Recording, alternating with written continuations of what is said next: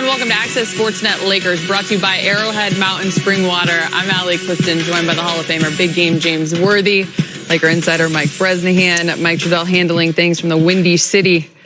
What are you seeing, Big Game? Bonehead. Look, you just can't be that damn careless at the end of a game. Not protecting the basketball after you fought back. Austin Reaves hit the shot, and then Giddey hits that shot. I mean, LeBron, that inbounds pass was so careless. You just got to take care of the basketball. And I think when they look back at this one, man, it's just going to be a shameful loss. A shameful loss after a big win in Indiana. See, to me, I think Austin had his man. There was no reason, to really rotate up there yet. And so that was one mistake. And then that one was the second mistake. A careless pass, a telegraph pass. This was excellent. Good execution. And then the Giddey is just a Jerry West half-court luck shot. I shouldn't have never got to this, but... The Lakers had a 115-110 lead after Austin hits those free throws down the stretch. The Bulls call that timeout. You saw that corner three by Patrick Williams. Then the careless turnover off the inbounds there from LeBron, from a guy, Josh Giddey, who's always all over the floor. Yep. Kobe White, who maybe had a slow start, but obviously is on a heater during this stretch over the last 10. He finished with 26. He was 5 of 10 from deep, a lot of those coming in the second half. And then from that moment, you respond. You get it into the hot hand of Austin Reaves, as we just watched this whole sequence, right? But I think the one thing that we all have come to know and understand about this league, the best league there is that no lead is big enough. In the first half, Chicago had as big of a 13-point lead. The Lakers had as big of an 18-point lead in the second half. They have now swept the series against the Lakers. They are a team that will not quit when it comes to the Chicago Bulls. And you said it. This is one of those losses that you're going to look back at, just like you did a week ago when you gave up 146 to Chicago, and point to the things that are difference makers. Yeah. And whether it be turnovers in crucial moments, whether it simply maybe just losing focus on guys who have proven over and over they can hit the shot. Yeah. This is a tough one, especially, I know you guys came on camera last night, and we're on the opposite end, right? To me, this might be the worst loss of the year. This is tough. This is the worst loss of the year. You know, they came in, kick your ass on your home court. You go up, you win a big game in Indiana. Then you had this game. You were up, like you said, 17, 18 points, and you just don't take care of the basketball. I mean, there were several times during this game where just lazy passes.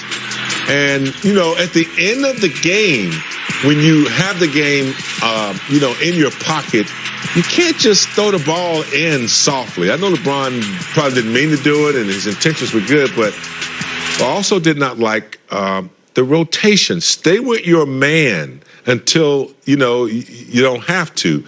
It was some early rotations. He couldn't get back to that corner three, and that was the first one that they shouldn't have gotten that easily. But yeah, this was just a bonehead loss. Just a bonehead loss. Just terrible. It's terrible. James, the NBA gods give it. Oh, my God. And then they take it away. I mean, last night, we were all blown away for a different reason. LeBron had that amazing tip shot with 0.1 seconds left when it contacted his hand, fell into the bucket for a huge win in Indy. And tonight, I mean, Allie, the Bulls scored 9 points in the last 10.3 seconds. And that wasn't free throws. That wasn't stoppages of game necessarily. See, here it is. Now, he's up there rotating. Here's Patrick Williams. That's the first of the 9 points. Wasn't really quite there yet. Austin Reaves was half and half, and then that bounce pass. Yeah. That one's tough. That one, too, LeBron will carry that one. Yeah. Obviously, it does not come down to one possession. We understand that, but he'll carry that one. Yeah. Simply just because you know how sharp you have to be in moments like that. The Lakers only had 11 turnovers on the night. Yeah, I thought they played well enough to win. Officially, Josh Giddey credited with a 47-footer. 47-footer. But just the fact that the Lakers fell asleep just in those last 10 seconds, that's what they're going to be thinking about tonight. It stinks because they could have had fourth place all by themselves. Memphis lost tonight, lost by 20-plus points to OKC.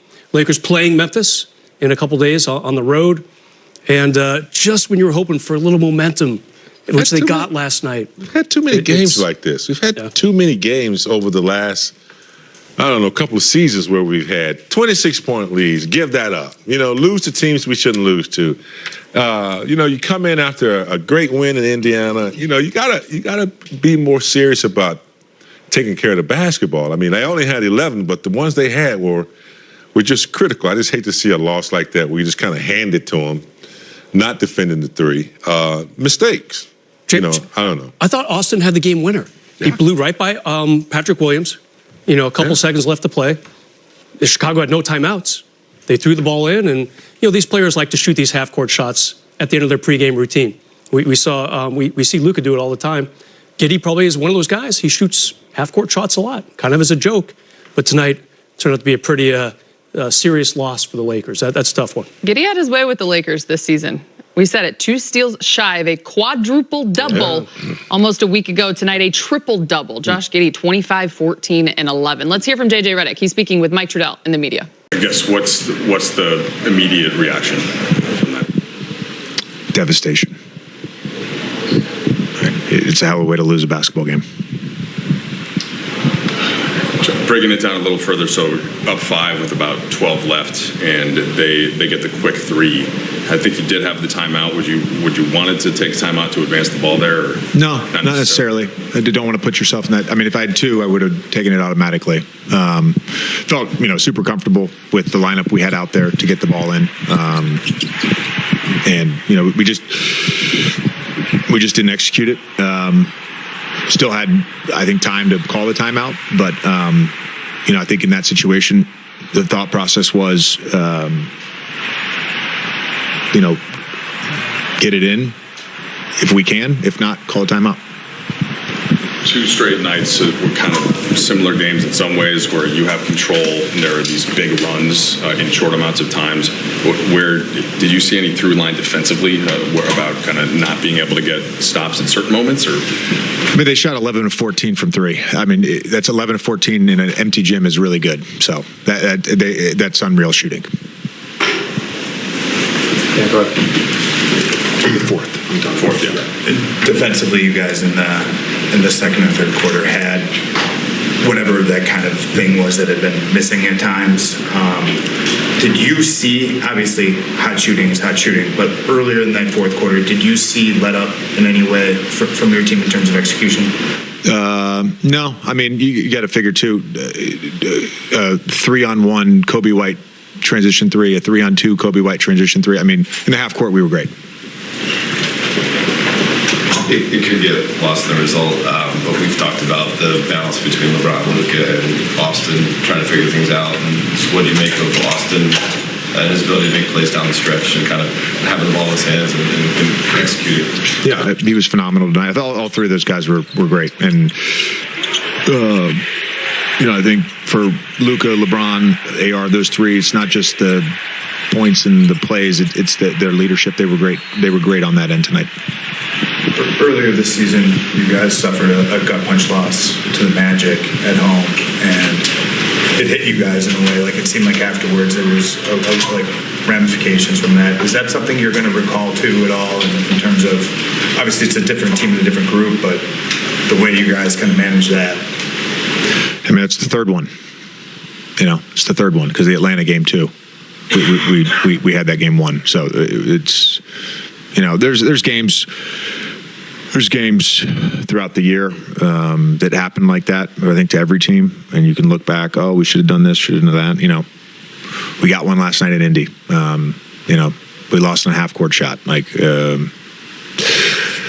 thought, overall, outside of a couple of plays, the execution, the shots we were getting. How do you, kind of to Dan's question, how do you make sure that there's no emotional, carryover from these last 2 nights going into Saturday's game against Memphis? We're not in a position to feel sorry for ourselves. It was Jaxon tonight, and he had the tip in late, and it just felt like, anytime they were shifting away from him, he got a basket. Yeah, he was really good on the offensive end. I thought his poise on some of his catches, where obviously the lobs are one thing, but just catching it, whether it was in the pocket or on dump-off passes, not rushing. First jump hook of his career. Was really happy to see that. But no, he was great. And then I thought as the game went on, and particularly late in the fourth quarter, the adjustment without playing with his hands and just playing with his hands back, he was able to draw that charge on Kobe White. So he was great. Thanks, Coach. On kind of the direct opposite feeling of last night, how do you process those last couple seconds? We put ourselves in position to win. Gave up a lot of threes in the fourth quarter. But still put ourselves in position to win. Horrible turnover by myself. Bad miscommunication. Play before that. And AR still hit a big bucket, try to save us, and then Tippy Haddison makes a game winner from half court. What's the kind of the proper way to, and you just contextualized this game specifically, but what's the proper way to deal with the emotion on this side, relative to last night? There's another game in 2 days, less than 2 days. That's how you do it. These last, I guess, both fourth quarters, there have just been these kind of wild swings where you go on a big run, Pacers return it, but same thing tonight with Chicago. What have you thought of that and kind of how that's happening? We can't give up 40 plus. We gave up 32 in the first quarter, and then we played great ball from there on. 26 in the second, 17 in the third. We give up 44. You're not going to, no matter how many points you have, it's going to be just not good ingredients for success. How much of the fourth quarter do you think was just like unreal hot shooting from them, and how much of it was defensive sort of maybe intensity? They shot. Listen, had 19 threes once again. They've been shooting the piss out the balls of late. Statistics doesn't show for the season, but they've been cashing. I thought we put ourselves in position to win. We just didn't win. The last thing you guys want to do is foul Gideon in that situation. You and Austin did kind of run at him at least. Is that kind of all you can do in that situation? Yeah. You guys are reminding us this is the third time you guys have had almost like this. The Orlando won, Atlanta won, and Atlanta. You mentioned you guys do have another game in 2 days. What's the key to not letting the emotions of tonight carry over into Saturday? That's the NBA. That's the NBA. You can't go into a game on Saturday thinking about what happened on Thursday. What did you see defensively in the second and third quarter? We were in tune with the game plan. We executed. I thought we played well enough to win, obviously, but we didn't cash in. At this stage of the season, is it difficult to keep the focus on small picture stuff? There's obviously really big picture stuff coming pretty quickly in terms of the postseason. Is it tough to just focus on the next 48 minutes? No. Is that what needs to happen? That's what's been happening.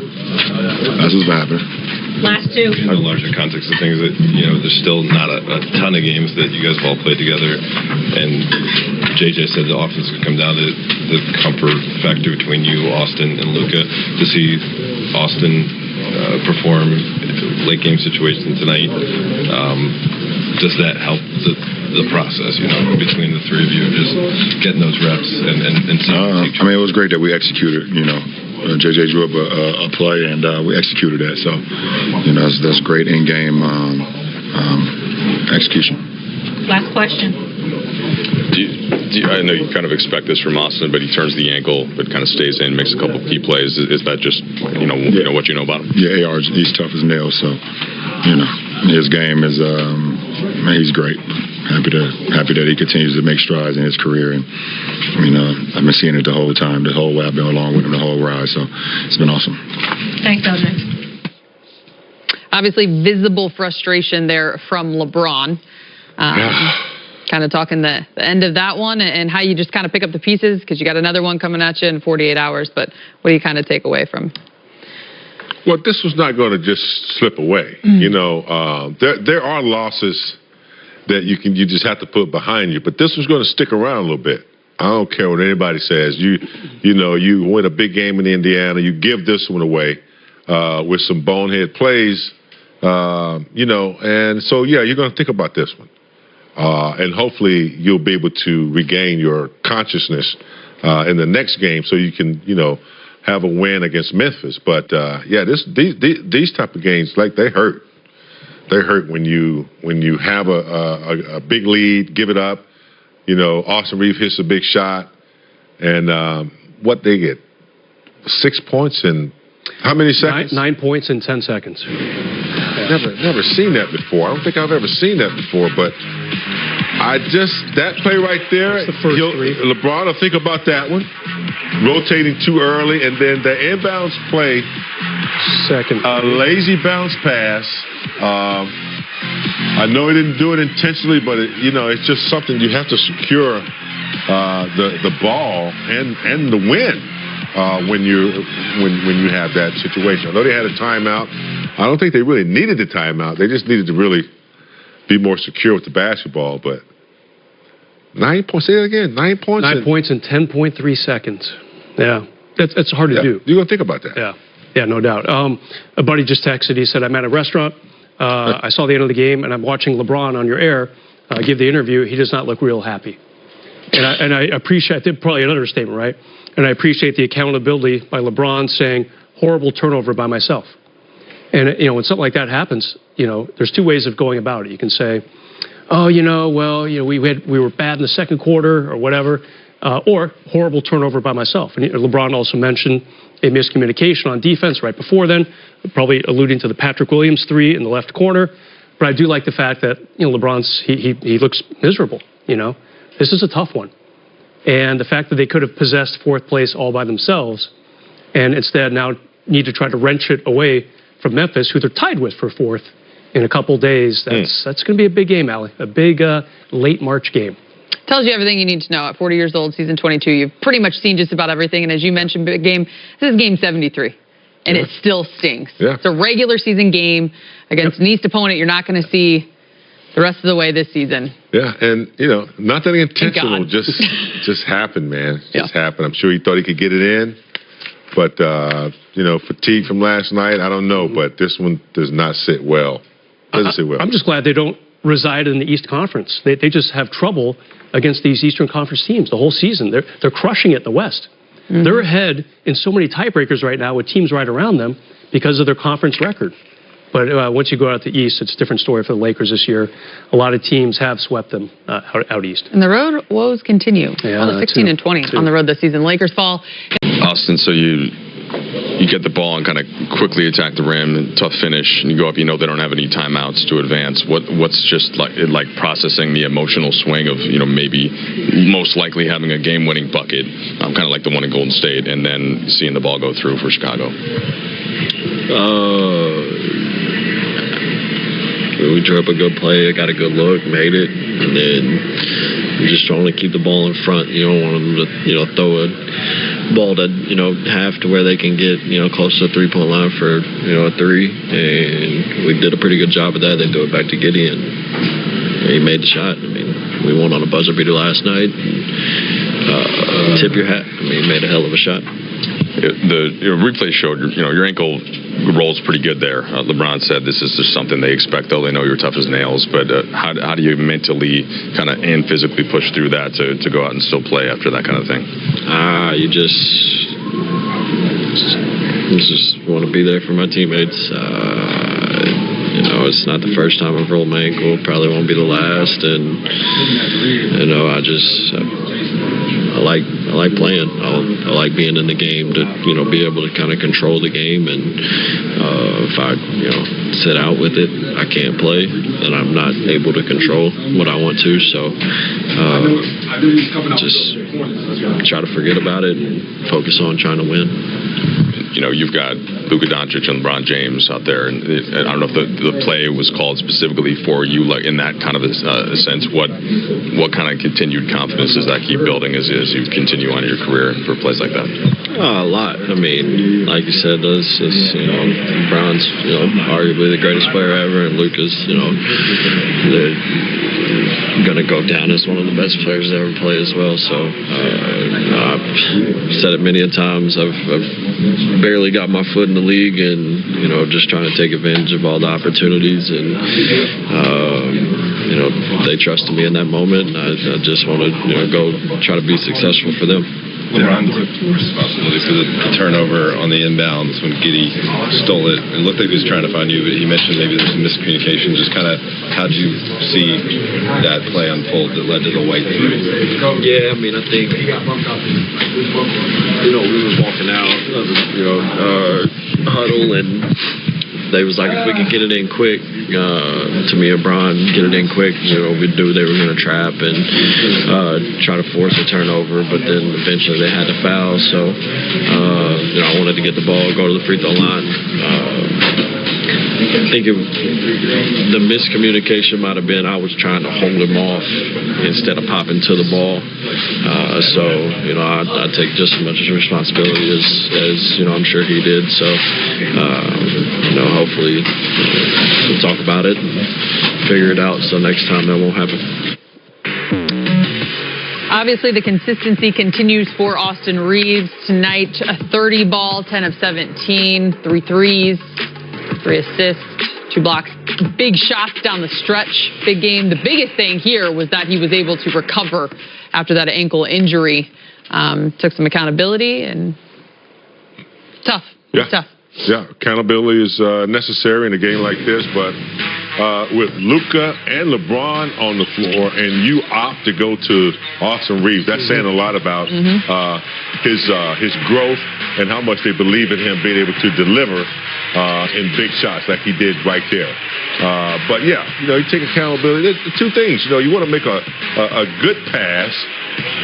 As I didn't think that was a good inbounds pass, and I thought Austin did a good job of holding him off, but they always say if you're receiving the pass, come to it, come and meet him. But there was really nowhere for him to go except out of bounds. There wasn't a lot of space there. I just thought that was poor execution.